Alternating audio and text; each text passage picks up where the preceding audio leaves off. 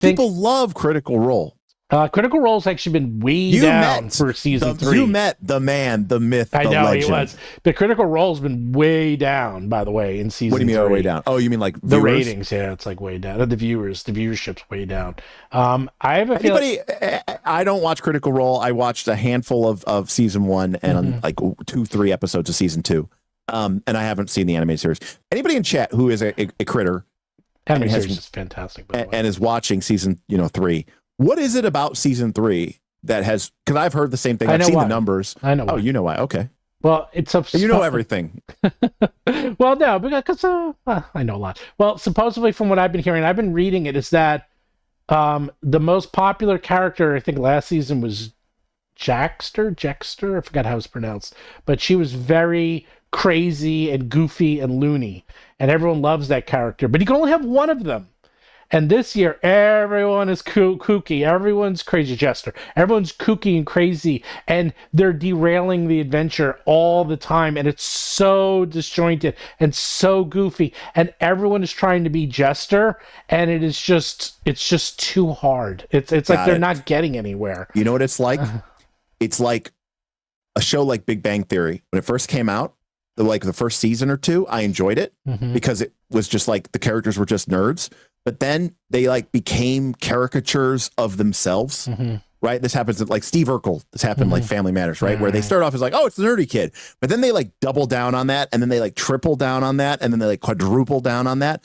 And they end up becoming like, and then you watch the show at the end of the show and you go, this isn't even close to anything resembling real life. It's an absurd, completely nonsense story because these characters are so over the top and so crazy.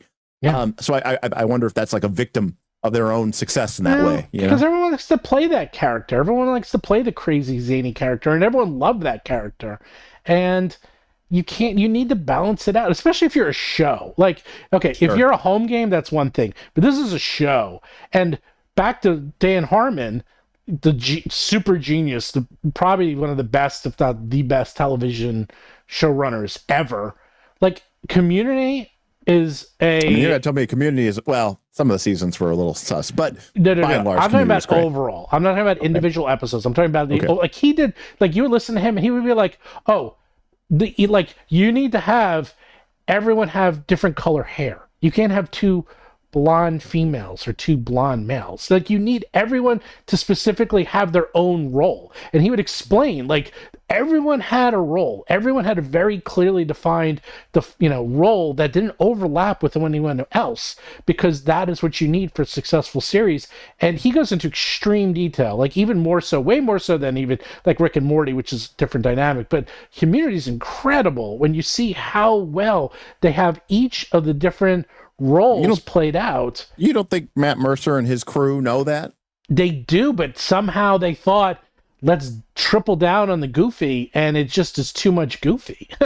And I just don't know. I don't watch it enough, but everyone I've spoken to says that it's just really disjointed, and it's hard to latch onto these characters. Now, Space Narwhal says what I've kind of always felt like, right? The first season was something authentic that they created just over time for the love of the game. And then every season since then has been them trying too hard to recapture lightning in a bottle. I sometimes look at Critical Role and I wonder if it's not a bit like 5th edition D&D itself, where the creators themselves don't fully understand how or why they created what they did. All they know is that it struck the right chord and they've been able to, milk that cow. It's not live anymore. And that also, that's a big deal. Like,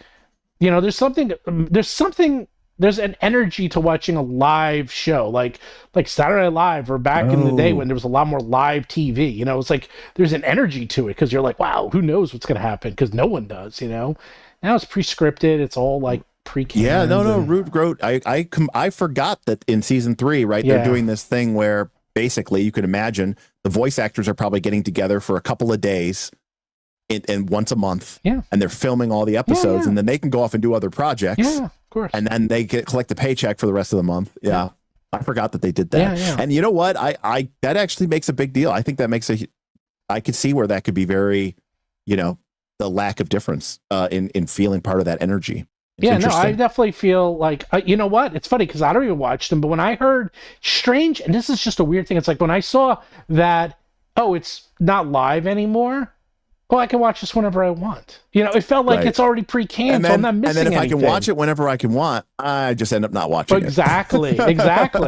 And when you have a live show and live interaction, and there's just something about it, and it's hard to. It's also if something crazy goes on. Okay. You'll be watching it live, and you'll be like, "Oh my god, what's going on?" And you're just like, you don't even know, and everyone's excited and typing. And new prediction, 2024. Yeah. What does Critical Role do? Do they launch a new campaign? Well, no. They're going to have to because this one's close to wrapping up. That's what I'm saying. So what are they going to do? No, it's going to be. I have a feeling do they take a year off? No. Do they launch with the new edition of D&D? No. Do they do Daggerheart? Yes, they do Daggerheart. So they don't launch with D&D because they've been walking away from D&D unless a caveat with that, unless they signed a big deal with Hasbro to really talk about D&D 2024, which I give a 50-50 chance to. I have a 50-50 chance that they had a secret deal and that we're going to find out season 4. Like, here's $100 million, just not play our game. Not $100 million, but a couple million. 50 million? No, not even 50. Like, not even 10? No, like 5. 5. That's how much you pay? Well, they can figure it out. If you were the CEO of Hasbro, I know. Well, up at this way, I know how much it costs. Wait. So per right now, I don't know what it is now, but last year it was $60,000 for one ad break on Critical Role, and I think they have 4 ad breaks. So we'll just call it $250,000 per Critical Role. And then so that's $1 million a month. Well, no, they're doing 3 episodes a month, but what? Oh, okay. Don't they do 3 episodes? So, but whatever. They have subs. They have some other merchandise and other plugs. We'll call it $1 million a month. Okay, $1 million. We'll say $1 million. Plus, they up their it's D&D. They're going to up it. So we'll say $1 million a month. If they're going to plug it for how long is a season? Right. Season 5-6 months. It's $5 million, $6 million. Yeah, I think it's longer than that, right? Yeah. Well, they would have it set. So there you go. Okay. Yeah. I mean, listen. If I got paid $1 million a month to play D&D, I wouldn't complain. Yeah, but they get divided up amongst like 7 people. Boo-hoo. You only get $100,000 a month. Oh, I mean, yeah, they've got a cast and crew, but trust me, I'll take when all said and done, it's like, I get $50,000 a month to play D&D. Yeah. Well, you get what I'm getting at. Like, it's not all like, you get to keep it all. It's like, I don't get to keep it all, and it goes to their agents. Agent gets 10%, and then they have to, it goes pretty quick. If anything, what they do is they'll say, no point. There is no words that you are going to say that is ever going to make me feel badly for those people. No, I'm not going to feel bad. But what would end up happening if they're really smart is, and these guys are very smart, is you do like $5 million plus all production costs, and that way it goes right to them.